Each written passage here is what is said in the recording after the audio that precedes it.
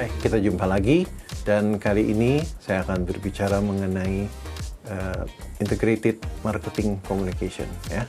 Jadi kita bicara brand nggak bisa lepas dari marketing karena marketing adalah induknya dan branding itu adalah anaknya. Nah, kalau kita bicara marketing, kita juga tentunya nggak bisa lepas dari toolsnya. Itu adalah integrated marketing communication. Nah, kita akan bahas itu kali ini ya. Apa sih sebenarnya yang namanya integrated marketing communication? Integrated marketing communication adalah cara atau proses kita menyampaikan komunikasi pemasaran dengan menggunakan beberapa tools ya. Jadi kalau dulu saya hanya menyampaikan dengan satu cara, misalnya dengan cara periklanan atau advertising, ternyata itu nggak efektif. Ya, apalagi kalau kemudian ada advertising jalan sendiri, ada billboard jalan sendiri, ada event jalan sendiri, itu tidak bisa inline. Karena itu semuanya diintegrasikan. Nah, ibaratnya sebuah simfoni, ya, sebuah orkestra pertunjukan musik, itu kan harus match suaranya antara suara drum dengan suara gitar, dengan suara cello dan sebagainya, itu harus kompak ya, sehingga terdengarlah sebuah pertunjukan yang enak didengar ya. Orkestra itu akan sangat tidak enak didengar kalau alat musiknya jalan sendiri-sendiri. Nah, itulah integrated marketing communication. Apa sih tools yang kita gunakan di dalam integrated marketing communication? Ya, ada banyak pakar yang menampilkan berbagai-bagai tools yang berbeda. Tapi tools yang paling utama adalah ada advertising, ya.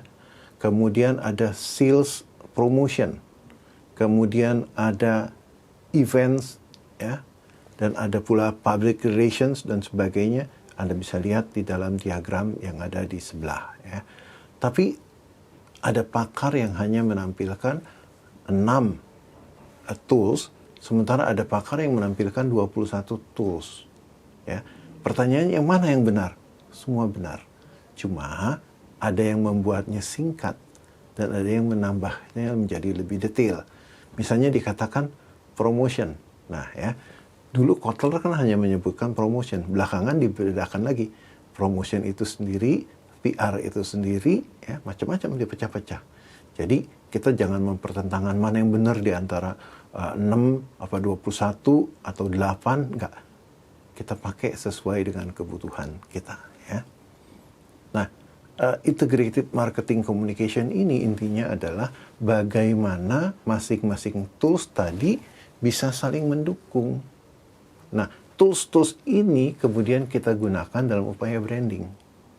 Contoh sederhana ya, sebuah produk kartu ya, kartu untuk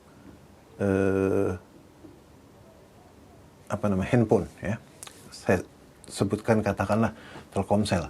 Nah, bagaimana supaya Telkomsel ini diingat oleh para konsumernya ya? Berarti kan kita lakukan upaya branding. Apa saja yang dipakai? Dia pakai periklanan sudah pasti. Tapi dia juga pakai apa lagi? Sales promotion. Tapi di sisi lain dia juga mengecat rumah-rumah ya dengan brand dia sehingga orang melihat dan ingat ya. Dia juga bikin event. Nah, upaya branding seperti itu. Jadi ada banyak tools yang dia gunakan dan satu sama lain tentunya harus terkoordinasi sehingga mereka bisa berjalan inline ya. Nah, apa saja sih promotional mix itu ya? Di sebelah sini Anda akan lihat ada yang saya tampilkan hanya 5 saja ya. Advertising, personal selling, public relation, sales promotion, dan direct marketing. Nah, masing-masing itu dibagi lagi lebih detailnya. Misalnya apa? Bagaimana sih ini mass atau customize? Bagaimana sistem paymentnya? Apa kekuatannya, apa kelemahannya? Anda bisa baca lebih detail sehingga Anda bisa memahami dengan lebih baik. Nah, terus bagaimana kita menerapkan IMC itu? Ya. Pertama kita lihat keunggulannya dan kelemahannya. Contoh gini, advertising. Advertising bagus karena dia bisa menjangkau banyak masyarakat luas. Tapi pertanyaannya, apakah bisa mendalam? Ya, apakah pesan yang disampaikan advertising bisa dibaca dengan detail oleh consumer? Tidak. Apakah ada interaksi ketika orang masang iklan antara consumer dengan perusahaan, dengan produk? Ada nggak sih interaksi? Enggak. Oh, kalau mau ada interaksi dari mana? Kita bikin event sehingga terjadi komunikasi yang lebih intensif, ya. Tadi, apalagi yang bisa mengattract orang lebih langsung? Ya, tadi kita bisa bikin kemasannya yang lebih menarik sehingga atraktif. Apa yang bisa membuat orang melihat langsung dekat? Nah, ya, Anda lihat nanti di dalam contoh-contoh ada banyak hal yang bisa dipakai. Beca bisa di branding, ya. Di Yogyakarta itu cukup banyak hotel yang membranding beca dengan nama hotelnya. Sehingga ketika kita ingin kembali ke hotel, kita tinggal lihat beca itu, oh udah bisa pilih. Ya. Bahkan ada cara-cara branding yang gila-gilaan. Menggunakan orang yang di tubuhnya dicat dengan brand tertentu, ya, banyak sekali. Nah, itulah integrated marketing communication yang diterapkan di dalam branding. Nah, apa sih tujuannya marketing communication itu? Ada 4 tujuan sebenarnya, ya. Yang pertama adalah to inform, memberitahukan. Yang kedua adalah to persuade, membujuk. Ya. Dan yang ketiga adalah to build relationship, menciptakan hubungan antara brand dengan consumer. Dan yang keempat atau terakhir adalah to remind, jadi membuat ingat. Nah, apa sih yang to remind? Anda lihat billboard di pinggir jalan. Billboard itu gede, ya, tapi pesannya pendek. Nah, ada sebuah tesis mengatakan, apakah billboard itu efektif untuk menyampaikan pesan?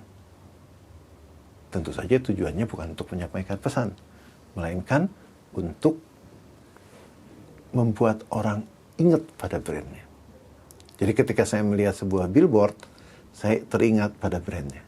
Ya. Lucky Gold Star dulu, ya, sekarang kan jadi LG. Nah, LG itu apa sih? Dipanjangkan lagi menjadi Life is Good. Jadi ketika saya melihat LG, saya ingat, oh, life is good. Nggak ada pesan lain di dalam billboard, karena memang fungsinya hanya sebagai to remind. Ya.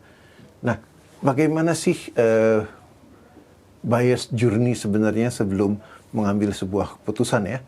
Nah, Anda lihat di sini ada awareness. Pertama, dia mengetahui ada sebuah produk, sebuah brand, ya. Nah, kemudian dia akan menimbang-nimbang. Ini kan ada banyak brand, masuklah kepada consideration, ya. Kemudian berikutnya adalah decision, ya. Jadi Anda mengambil keputusan. Sebenarnya ini model berlanjut lagi, ya. Kalau menurut Jeffrey itu dikatakan ada 5 tahapan prosesnya. Dan tahapan terakhir itu adalah kita menilai kembali atau mengevaluasi sebuah produk, dan mungkin kita akan menyampaikannya kepada orang lain atau tidak, ya. Seperti itu. Terus bagaimana sih marketing funnels itu bekerja? Pertama tahapannya adalah menciptakan awareness. Ya. Kalau Anda sudah aware akan sebuah produk, maka kemudian Anda akan tertarik pada produk itu.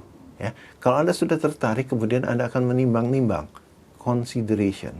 Atau dalam bahasa lain, ini kadang-kadang disebut juga AID. D adalah desire. Desire itu bahasa Indonesianya adalah hasrat. Ya. Jadi kalau kita sudah tertarik, maka kemudian akan timbul hasrat. Karena timbul hasrat tadi, ada consideration. Kita mempertimbangkan apakah kita akan membeli sebuah produk atau tidak. Ya. Kalau sudah desire, kalau kata Eke Strong dalam model AIDA, dilanjutkan dengan action. Nah, ini dalam model ini dikatakan bahwa terjadi conversion. Ya. Conversion berarti orang membeli produk atau brand tadi. Nah, itulah cara kerjanya marketing, ya. Bagaimana dengan advertising? Advertising itu adalah salah satu tools komunikasi pemasaran yang berbayar. Jadi dia menyampaikan pesan bisa dimuat di media-media massa, tapi berbayar. Keunggulannya, karena dia menggunakan media massa, dia banyak menjangkau orang. Orang yang dijangkaunya banyak. Tapi sekali lagi kelemahannya adalah dia tidak mendalam. Ya. Kalau kita menggunakan event terbatas. Hanya bisa didatangi oleh sejumlah orang tertentu di tempat tertentu pada waktu tertentu. Ya. Tapi keunggulannya adalah terjadi interaksi di situ. Ya, di event tadi. Kalau saya nggak jelas, saya bisa nanyain orang. Nah, itu tidak bisa berlaku pada iklan. Kalau di iklan kita tidak bisa bertanya. Tools kemudian muncul bertebaran banyak sekali ya.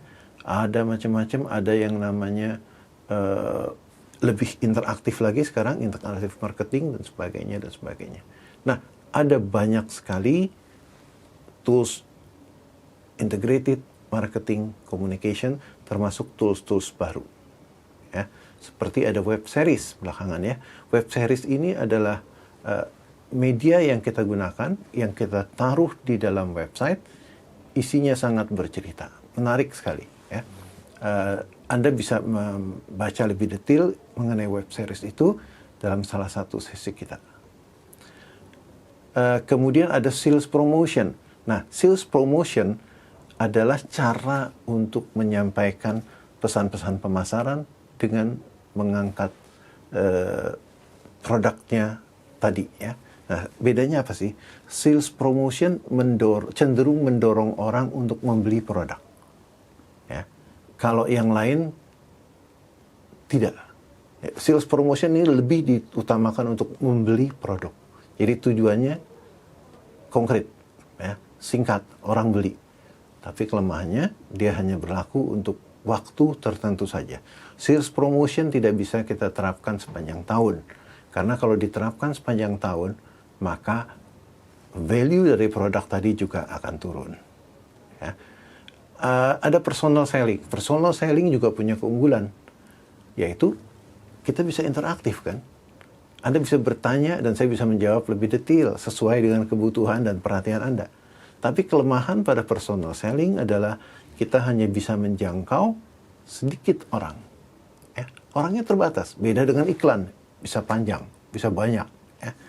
Nah, saya kira itu sejumlah tools yang kita gunakan dan Anda bisa membaca lebih detail lagi mengenai itu di dalam materi yang saya sampaikan juga. Baik, kita akan ketemu pada sesi berikutnya. Sampai jumpa.